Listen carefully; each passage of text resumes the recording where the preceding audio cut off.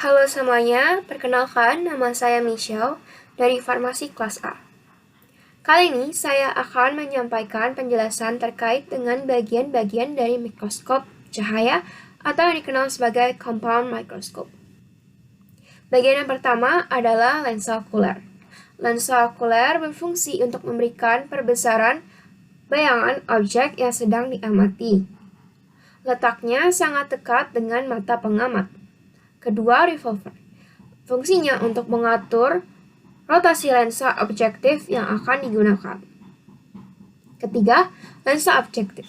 Fungsinya untuk memperbesar bayangan yang sedang diteliti dengan berbagai macam tingkat perbesaran, seperti 10 kali perbesaran, 20 kali perbesaran, 40 kali perbesaran, maupun 100 kali perbesaran. Yang keempat adalah media preparat atau mechanical stage. Digunakan untuk meletakkan spesimen atau preparat yang sedang diteliti tepat di bawah lensa objektif. Kelima adalah diafragma. Fungsinya ini untuk mengatur banyaknya intensitas cahaya yang masuk dari sumber cahaya.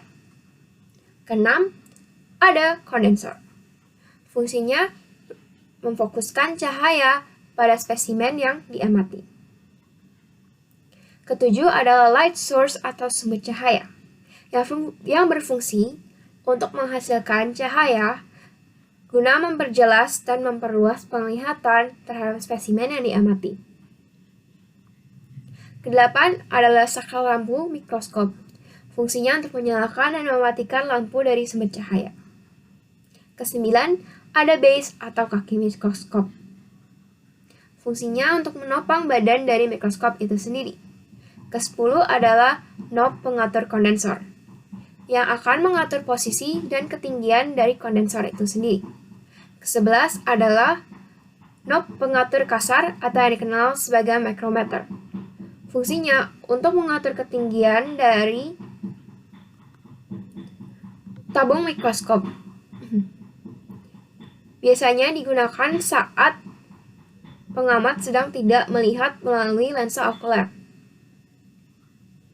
Yang ke-12 adalah knob pengatur halus atau yang dikenal sebagai micrometer. Fungsinya juga sama, yaitu untuk menggerakkan tabung mikroskop, namun temponya lebih lambat dan lebih tepat.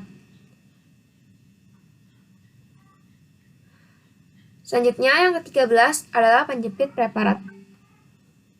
Fungsinya untuk mengatur dan mengunci posisi dari preparat atau spesimen yang diamati. Ke-14 adalah lengan mikroskop. Fungsinya untuk sebagai tempat memegang mikroskop. Ke-15 adalah tabung mikroskop. Fungsinya memisahkan lensa objektif dan lensa okuler pada mikroskop itu sendiri. Ke-16 adalah kepala mikroskop. Kepala mikroskop ini memanjang hingga lengan mikroskop yang mencakup bagian lensa okuler, lensa objektif, dan revolver. Sekian penjelasan dari saya terkait dengan bagian-bagian dari mikroskop cahaya. Semoga dapat bermanfaat. Terima kasih.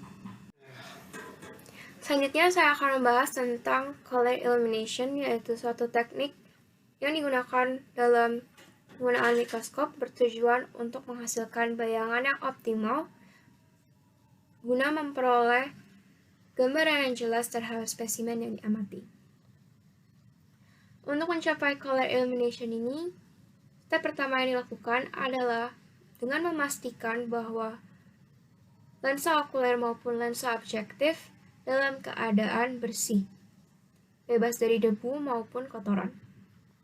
Selanjutnya, pada step kedua, dengan posisi kita sudah melihat kepada lensa di mikroskop, akan didapatkan gambaran lingkaran kecil. Dari situ, kita akan mengatur lensa objektif dengan perbesaran 20 kali. Lalu, menutup diafragma lapangan dan mengatur posisinya hingga tepat berada di atas sumber cahaya. Ketiga, mengatur fokus kondensor dengan menggerakkannya ke atas dan ke bawah hingga mendapatkan cahaya yang tajam pada lingkaran kecil yang sedang kita lihat. Pada step keempat, setelah memusatkan kondensor, dapat dilanjutkan dengan membuka diafragma lapangan yang akan memberikan gambaran lebih luas karena tepi hitam yang sebelumnya ada sudah menghilang. Dan pada step terakhir, dapat dilakukan pengaturan pada diafragma iris hingga mendapatkan fokus terhadap spesimen yang lebih optimal.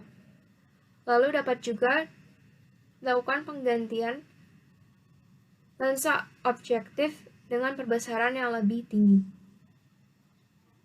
Sekian dan terima kasih.